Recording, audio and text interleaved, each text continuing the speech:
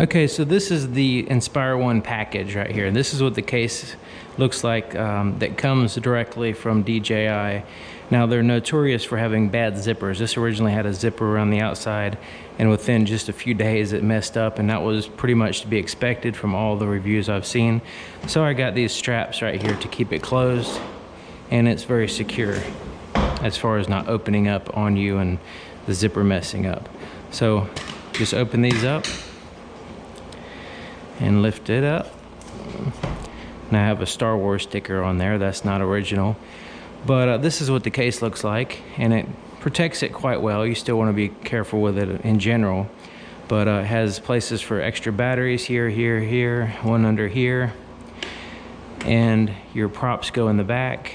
Your controller's there. I did add a GoPro mount to the controller, the back of where the device control attaches to. Also, I have these little slip-on silicone knobs because these aren't that great. This just seems to work a little bit better. You can choose which one you like. But basically, in your camera and gimbals in here, there's a set of filters specifically designed for the X5 camera system. Have those ND filters and polarizing filters, that kind of thing.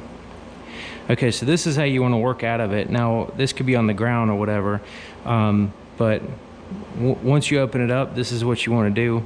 You want to basically have a surface. It could be on the ground or whatever, but you want to take things out in a sequence. The first thing I do is get out the controller. So you can see this is much bigger than your Spark that you had, but this is very similar to the Phantoms and stuff like that, where it's a large battery. The battery lasts a long time. You have a very powerful signal system here, and this flips up, and this is where you'll put your device. Now, you can have it very big for a tablet, or you can have a a phone.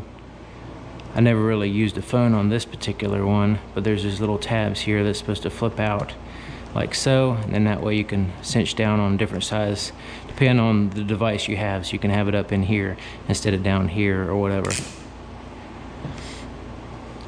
Now, you will need to keep a flathead screwdriver or tool here to keep that tight and to keep this tight, and that way you don't have this flopped around on you while you're trying to fly.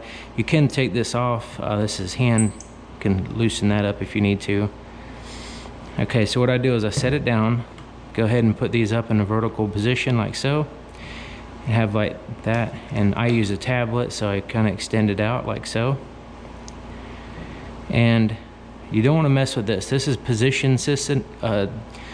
When you're flying, if you want it to hold its position, you keep that on P, and A is ADI mode, and F, I forget what that is, but anyways, I'd always keep it on P. I wanted to keep it in its position, like from GPS and stuff. So if you accidentally move it and your drone's flying around and it's not holding its position, make sure that's in the P mode there.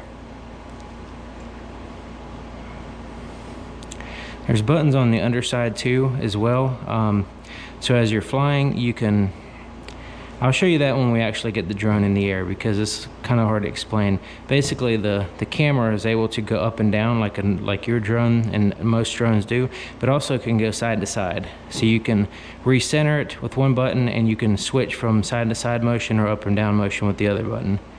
So you just got to memorize which ones they are. So what I do is I go ahead and immediately turn this on. You push it and you push it again, just like all the DJI products. So now that we have it on, you can see it's fully charged with all the 4 LEDs illuminated, but it's red right here showing that it's not connected to anything yet, but it is broadcasting and ready to connect to the drone. So you always want to have that on first, in my opinion. I mean, you could have it either way. Then you take your drone and have it on a smooth surface, okay? So if you don't have it on a smooth surface, I'll tell you what to do, but you take and put a battery in,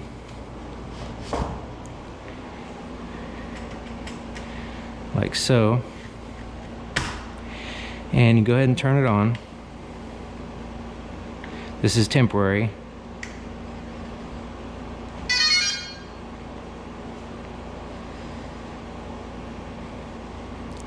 All right, so this is green now on the controller, and then you have your lights illuminated here on the drone. And once you see that connection made, you go ahead and this little toggle switch here, see that little toggle switch? You do that, I think it's like 6 times.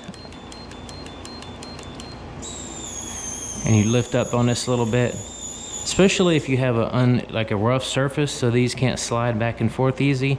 You want to kind of give it a little bit of a help, lift it up slightly but not too high, and allow that transition to go from storage mode to actually ready to fly mode. So this is also called landing mode. Then you can go ahead and turn this off.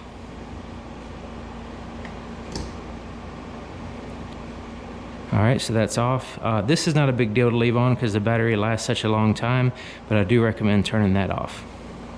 Now you can take it and you tilt it up on these back legs like so.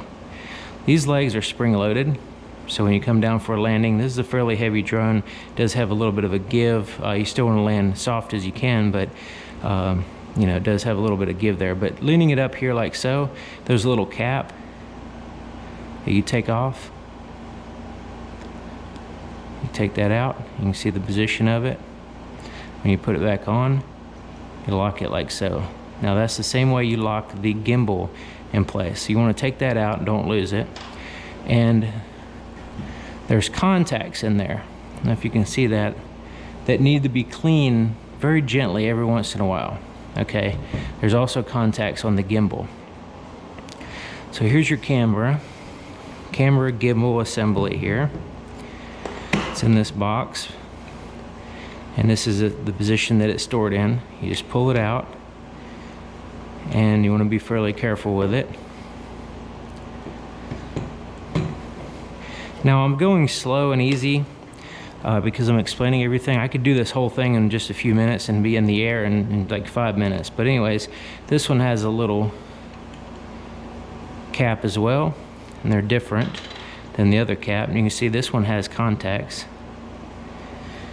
So, you know, these contacts have to be cleaned every once in a while too. Now, just want to mention that if you're flying and the screen says, you know, loses connection with the drone, don't panic, because you have the way Lightbridge is, it has 2 connections, one connection for the controls, the other one for your image.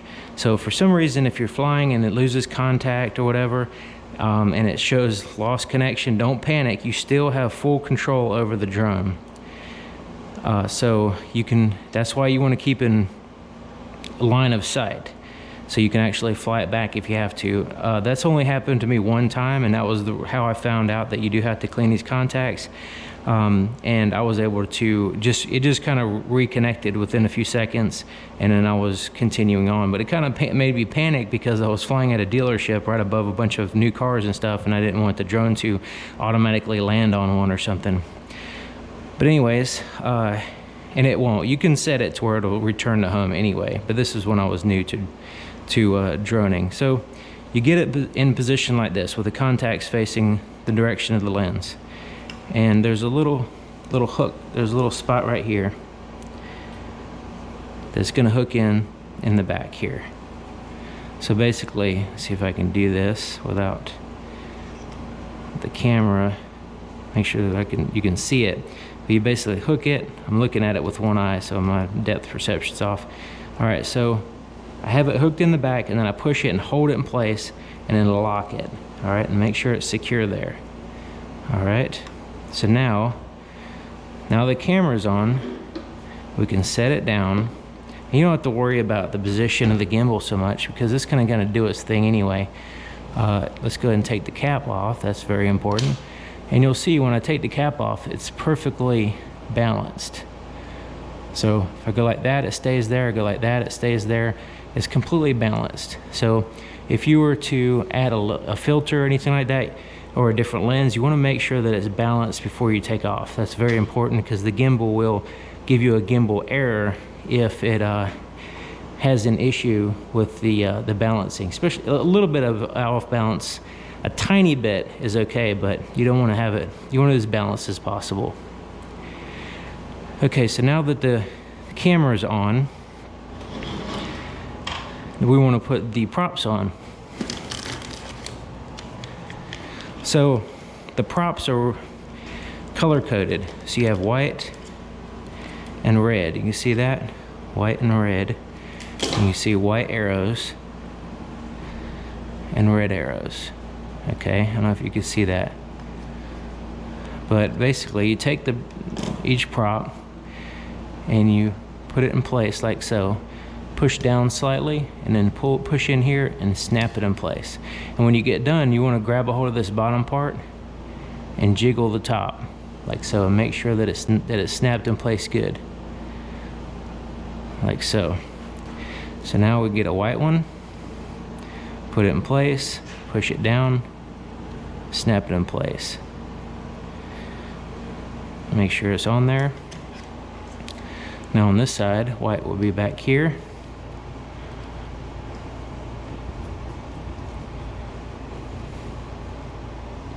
If it has a little tiny bit of play, it's okay, but you don't want to, you don't want to be able to take it off. These are very secure once they're on there properly. Okay, so now we have the propellers on. So once you have the controller and everything ready to go, everything is assembled. This is what I do. I go ahead and have the you can have this on or off, but you go ahead and put it in. I have a cooler for my iPad because it overheats, so it looks a little bit different than yours. But just take the cable and plug it in here in the back. It's a USB port, like so, and you just have it plugged into your phone or device or whatever. Okay. Go ahead and turn on the controller. And just for, this is something you'd normally do outside, but just for the sake of just showing you how to do it, I'm going to go ahead and turn on the aircraft. And you watch the gimbal. Okay, watch it. It's going to go around in a circle. And if it doesn't do that, that's doing a just a self-test to make sure that it has free motion and that it's balanced properly and everything. All right, so it's done, and so it's ready to go. So we look at the screen here in the DJI 4, DJI Go, not 4. And it'll actually, it says aircraft connected. Now I've already logged into this app and set it up and everything. So now when we hit camera, it's automatically going to check for updates, but we want to make sure that we have it fully updated before we fly it. Let's go to camera. Okay, so now you can see it says compass. We want to calibrate that almost every time you fly. Especially if you go to a different location, and it gives you on-screen prompts on how you do it. You spin it around in a circle, and then you turn on its end, on the edge, and then you spin it around again, and in that way it has two different axes to calibrate the compass.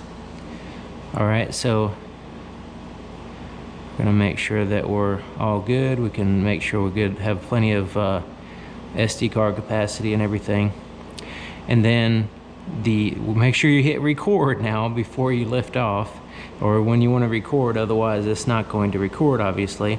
Now another thing is you want to tap to focus. You have a little note here to remind me to tap to focus, because if you don't do that, once you get off the air, you're going to be too close. It's just going to be out of focus. Basically, it's going to be focusing on the ground because it's so close to the ground. Then when you get up in the air, it's going to have the wrong focus. So you want to make sure when you get up in the air, you get at the height you're going to start flying, you're going to film, you go ahead and hit the tap to focus and let it focus. That's very important because it's really hard to tell if it's in focus here or not while you're flying. And then when you get back home, and it's basically going to be all off. Okay, so actually in this building, I'm actually picking up satellites here, but you don't want to take off unless you have, right now it's showing 7 satellites. You don't want to take off until you have 10 satellites. So you just sit there and wait before you take off. Otherwise, it shouldn't take that long. It's taking very long now because I'm actually inside of a building, so I'm surprised it's getting any satellites. But you know, once it reaches 10 or more, it's going to get up to 16 or so. But as long as you have 10, there's a... Okay, so it's letting me know that there's enough satellites to pinpoint a home location. Now, if I were to just grab this, drone and bring it outside and start flying, it's going to potentially use this GPS coordinate in this building as the home location. So you want to be able to take off in a place where, you know, just in case something happens, if it comes back automatically and lands, that it's okay and it's clear to land there. But anyways, there's tons of settings here, but we can go in and you can adjust so many different things. You can check your signal strength, keep an eye on your battery. So like this particular battery was charged 11 times, showing you the different cells. You want to make sure that those are even. You don't want those to be like one really low and the rest of them high, something like that. You don't want to even take off. You want to make sure you swap batteries, change batteries. Hadn't had that issue yet, but that's just what you got to watch out for. I have cache during video shooting. I have the video feed caching on the device while I'm flying, just so it makes it easy to kind of scrub through and see what you just filmed in a low resolution. Okay, so right in here, you want to leave this on automatic, unless you really know what you're doing. You can go to aperture mode. Now the best aperture for this one is around 6 or 7 is the best, clearest aperture. If you want to mess with that, it's a little, that lens is best, sharpest in that range. It's just like you know, best range for that particular lens. But in my particular case, I prefer to use automatic. There's your pictures, and you can turn on a histogram, autofocus assistance. That's pretty handy. I'm gonna leave that on. You can have a grid. You can have all these different things. You can calibrate. So if your picture's not looking all that great, you can go ahead and calibrate your camera system, and you put it on automatic, and it will you know, kind of straighten out. Because sometimes I'll go in and I'll, you know, play around with the settings and it looks bad, and then I have to recalibrate it to get it back to normal. That's what happened when I first got it.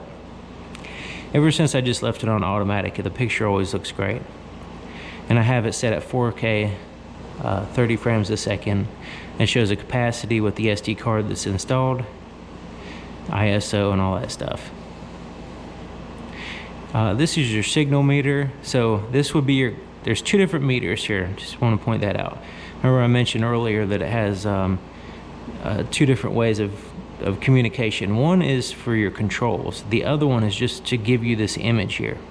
So they're completely separate. So if you lose the image, it doesn't mean you lose control of the drone. That's very important, because you don't want to panic thinking that you lost control of the drone if that ever happens. Like I mentioned, if the camera, you know, loses connection or whatever from those contacts, something like that.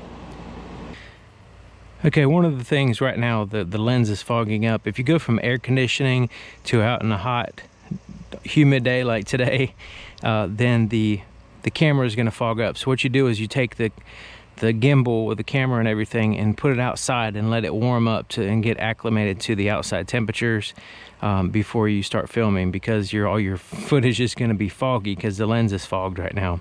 But I'm just kind of showing you how to take off and everything. So what I do, you see these 2 sticks. I don't just hit the, you know, launch thing right here on the screen. What I do is I push them in and down. This is also, so it spins up the propellers ready to take off. So that way you can make sure your propellers are on properly and there's no vibrations or anything like that. This is also the procedure to cut the motors off. So if you're in mid-flight and you do that and you hold it there, it will turn off the propeller. So this is more for an emergency type thing. Okay, so now we can go ahead and, you know, just like your Spark, you just lift off. Now watch the legs. The landing gears are gonna go up. All right, now it's kind of windy today. So All right, so there it is right there. Now I got a power line right in front of me, but I'm just kind of showing you. So the landing gears go automatically up. As you get close to the ground, they'll come down automatically, okay? So we can spin this around so you can see. All right, so let me move the camera. Maybe you can see that. Move the camera up and down and looking around. Now push the button underneath on the underside. Now we can go left to right. Push it again and then go up and down. Push the other one on the left side to recenter. All right.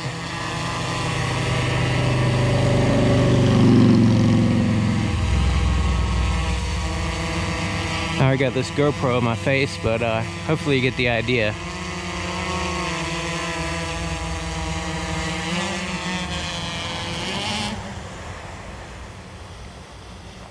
I'm gonna put it up in the air pretty good.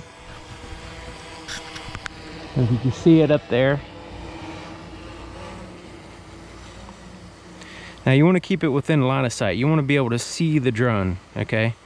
So we're at 119 feet above the air. I can look up and I can see it. All right. And you can hear the winds kind of blowing it around a little bit. And it's kind of randomly windy today. But we can fly around and everything. I'm gonna just kind of lift off and come back down because of the wind and everything. But it can handle the wind pretty good. But I don't really have a good place to fly here at home. I usually fly, you know, in dealerships and places like that. All right, so let's come back down. Now it's very fast, so you don't want to come down too fast. It can really go fast up.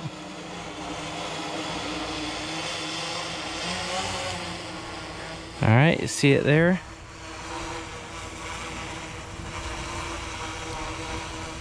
All right, so what we could do is put the camera straight down. So if you want to look at the screen, the sun's right in my face, but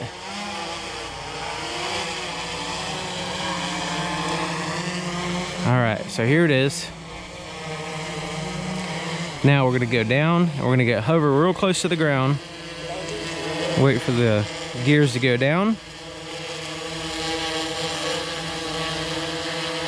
Now they're all the way down. Now we just gently pull it down to the ground.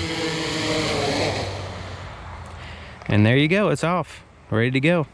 So to fit it back into the case, you need to put it back into the storage mode. So the same procedure, you just basically have it on. I went ahead and took everything off, the propellers, the gimbal and all that. Of course, you gotta take the gimbal off to do this. But remember this little lever right there. 6 times, make sure it doesn't get caught up on anything. And there you go, now it's in storage mode. You go ahead and turn this off. Always turn the drone off before the controller, is just a habit. And it's ready to go back in its case.